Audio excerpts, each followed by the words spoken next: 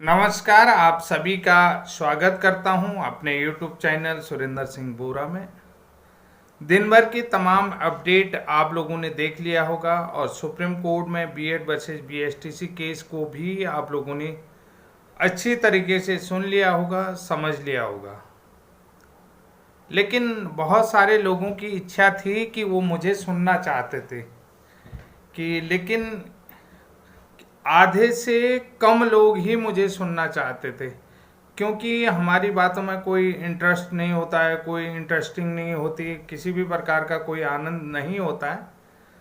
तो इसलिए जो है कि लोगों को वहाँ पर हमको सुनना थोड़ा अच्छा नहीं लगेगा, क्योंकि उन्हें जो भी चीज़ें हैं कि उसके साथ आनंद भी चाहिए, इंटरेस्टिंग भी लगे। हमारी बातें भी कड़वी होती हैं और बातें सच्ची भी होती हैं, क्योंकि फैक्ट की बातें होती हैं। थोड़ी सी उलझी हुई बातें हैं कि स्पष्ट रूप से वो लोग जो है कि हमारी बातों को समझ नहीं पाते हैं।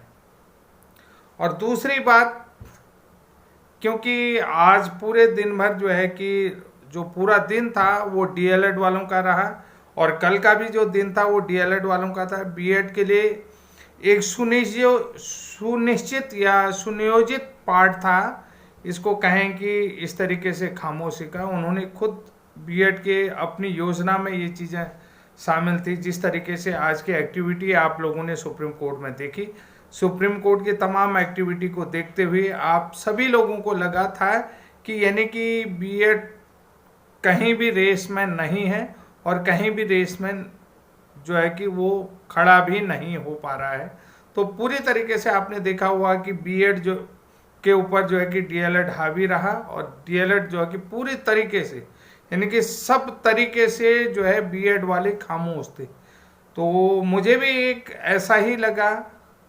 तो लेकिन बाद में पता चला कि क्या होने वाला था, क्योंकि तमाम तरीके के कयास वहाँ पर लगाए जा रहे थे। बहुत सारे साथी ये भी कह रहे थे कि मध्य प्रदेश सरकार ने बीएड के साथ खड़े होने से अपने हाथ पीछे खींच लिए हैं, कि यानी कि मध्य प्रदेश सरकार जो है कि अब बीएड नियुक्त शिक्षकों के साथ खड़ी नहीं है, उसने अपने हाथ पीछे खींच लिए हैं। इस तरीके से अफवाहों का बाजार काफ़ी गर्म रहा, लेकिन ये बिल्कुल भी सत्य नहीं है। हमारी जो है कि अमित यादव सर से बात हुई, विल्सन सर से बात हुई, अन्य लोगों से भी बात हुई, लेकिन जो बात हमें समझ में आई तो उस बात को हम आपको बताते हैं कि सच क्या है।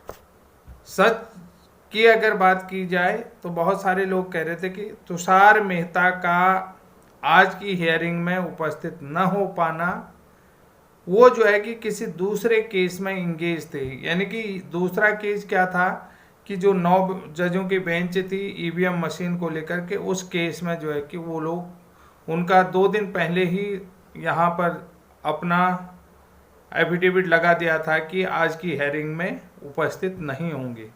तो दूसरी बात आपको ये बता देता हूँ कि जो बीएड के एडवोकेट ने टाइम मांगा था, तो टाइम उन्होंने सिर्फ 2 दिन का मांगा था, लेकिन सबसे बड़ी बात ये थी कि उन्होंने कहा कि आपके पास सोमवार तक का टाइम है और 10 तारीख से पहले पहले इस केस की हियरिंग हो जानी है। कि यानी कि जो BEd versus DEd Madhya Pradesh का एसएलपी स्पेशल रिव्यू पिटीशन है, यानी कि एसएलपी के माध्यम से जो लगा हुआ है मॉडिफिकेशन एंड क्लेरिफिकेशन जो एप्लीकेशन है, तो उसमें 10 तारीख से पहले पहले इस केस को कंप्लीट कर लेना है, इस केस में फैसला आ जाना है। क्योंकि 10 तारीख को माननीय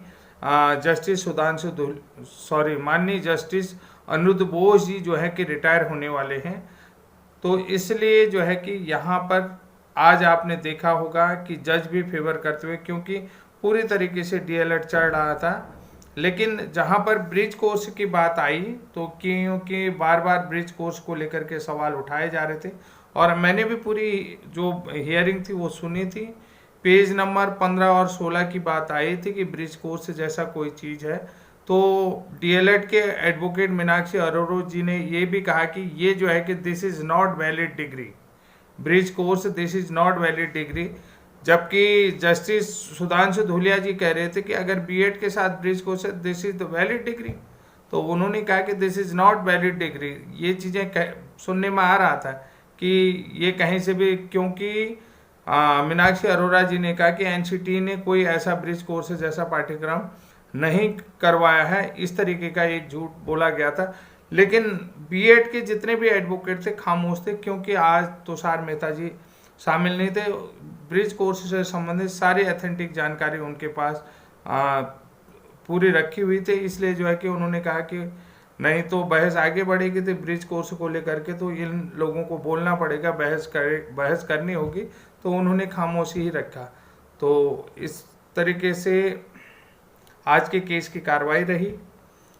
अब रही बात कि सरकार के रिप्लाई का, यूनियन ऑफ इंडिया का रिप्लाई का, तो यूनियन ऑफ इंडिया का रिप्लाई ऑलरेडी जो है कि आ चुका है, लेकिन उससे संबंधित सारे दस्तावेज जो है कि सॉलिसिटर जनरल तुषार मेहता जी के पास हैं। तो इसलिए जो है कि आज केस पर उपस्थित नहीं हो पाए। तो तुषार मेहता जी उन्होंने अपना एफिडेविट 2 दिन का समय मांगा था, इसलिए जो है कि आज खुद जजों की तरफ से सोमवार तक का टाइम दिया गया है।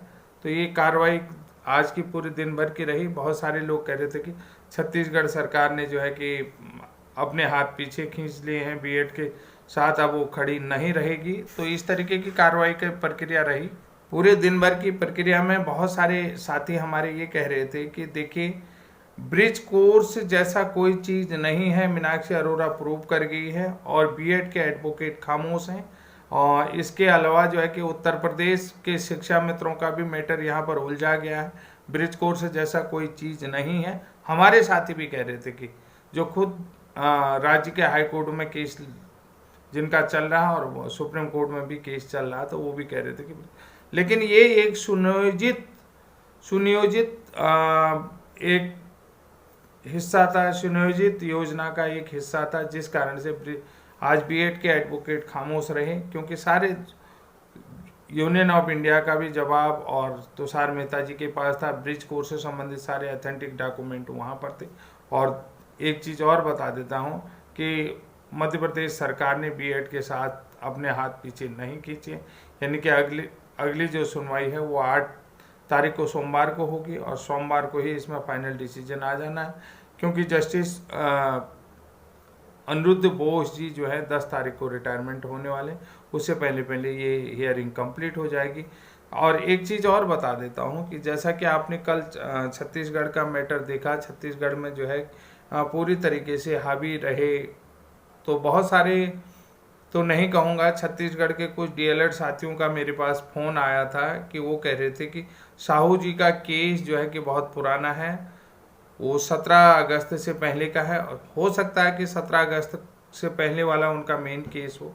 इसके लिए भी बहुत सारी जानकारियाँ उनके पास हैं। अभी तक वो अपनी जानकारियाँ तो उपलब्ध हमें नहीं करा पाए, लेकिन उनका कहने का मतलब है कि आपको जानकारी नहीं है। तो मैंने कहा कि देखिए, हमें जितना बीएड की तरफ से जानकारी है, बीएड की तरफ की जानकारी हमने दे दिया है, और आपके साथ के डीएलएड वाले हमारे साथ छत्तीसगढ़ के जुड़े नहीं हैं, तो जिस कारण से हमें आप लोगों की ज़्यादा जानकारी नहीं होती है छत्तीसगढ़ की। जो केस की प्रक्रिया का हिस्सा होता है उसी हिस्से को हम बताते हैं। तो इसलिए भी अगर छत्तीसगढ़ के जो साथी मुझे कॉल कर रहे थे, जो नाराज़ हो रहे थे, तो साथियों, अगर आप लोग हमसे जुड़े रहेंगे, देखिए हमारा किसी पक्ष विपक्ष वाली बात नहीं है। देखिए, मैं खुद बीएड वाला हूं, तो मैं बीएड, जाहिर सी बात है, बीएड का पक्ष लूँगा। और निश्चित रूप से अगर आप लोग कहेंगे कि डीएलएड का भी पक्ष ऐसा होता है, अगर आप खुद ही जानकारी प्रोवाइड कराएंगे, अनाप शनाप जानकारी को मैं कभी भी नहीं देता हूँ, ये चीज़ आपने देख लिया होगा।